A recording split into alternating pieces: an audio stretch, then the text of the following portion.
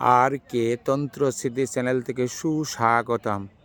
আমার এই বটবৃক্ষটা দেখেছেন, এখানে আমি পূজা পার্সরা করি। এখানে আমি চালান ও যে কোনো দোষ কাটানো থেকে, কারো ছেলে হারিয়ে গেছে তাকে আনার জন্যে, কেউ দেখা গেল মেয়ে পালিয়ে গেছে তাকে আনার জন্যে, এবং নানা রকমের মানুষের কার্যগুলো আমি এখানে সিদ্ধি করি এই বৃক্ষর তলায়, এই বটবৃক্ষর তলায়।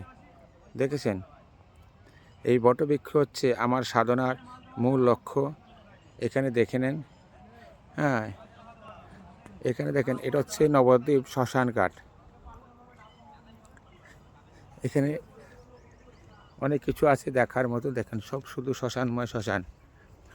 আপনাদের যদি কোনো রকম বাধা বিঘ্ন থাকে, গ্রহদশা থাকে, দুঃখ দুর্দশা থেকে মুক্তি করার জন্যে আমার 10 মহাবিদ্যা আছে।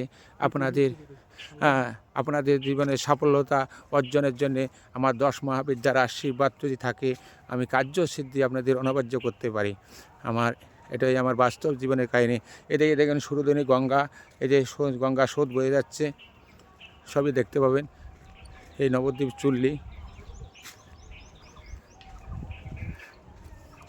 এখানে বিশ্রামালয়, নবদ্বীপ শ্মশানঘাট বিশ্রামালয়। এখানে এই যে মানুষগুলো দাহ করা হয় কাঠে।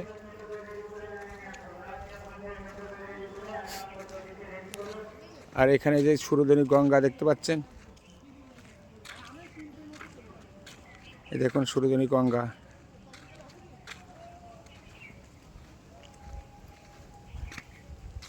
দেখেন, আপনাদের জীবনের অনেকগুলো সংকট থাকে, সে সংকট মোচন করানো যায়।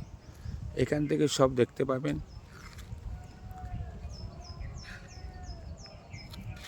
এটা হচ্ছে নবদ্বীপ মহাশ্মশান।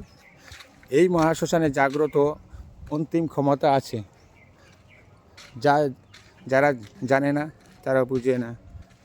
আর এই সাধনা সিদ্ধি করার পূর্বে, আমি কামাখ্যা থেকে 10 মহাবিদ্যা সাধনা সিদ্ধি করার পূর্বে আমি এই নবদ্বীপ শ্মশানে ওই বটবৃক্ষর ওইখানে আমি সাধন করতাম, পূজা পার্সা করতাম, লোকের শান্তি কিয়া, এবং কেউ চলে আসে সে কাজগুলো করতাম।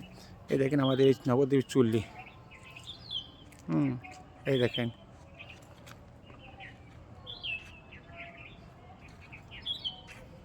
দেখেছেন।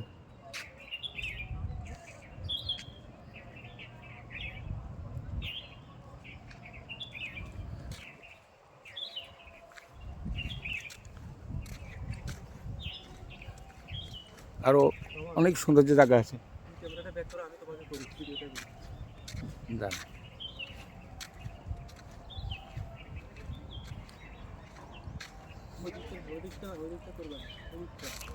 করছি।